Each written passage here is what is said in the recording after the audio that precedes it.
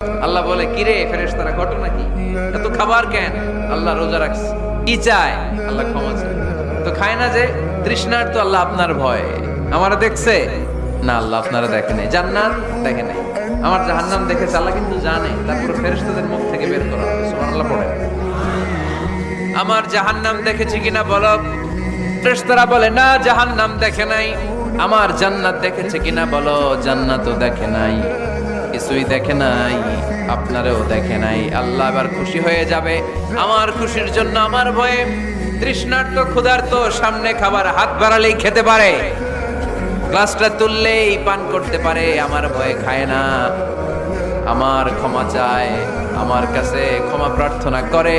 এখন আমার বান্দা যা দোয়া করবে, বান্দার সব দোয়া আমি কবুল করে নেব। আল্লাহর ভালোবাসা সফট কর্নার খুব গ্রো করে। যোগ্য যে খুব মারতে হবে, ঠিক কিনা?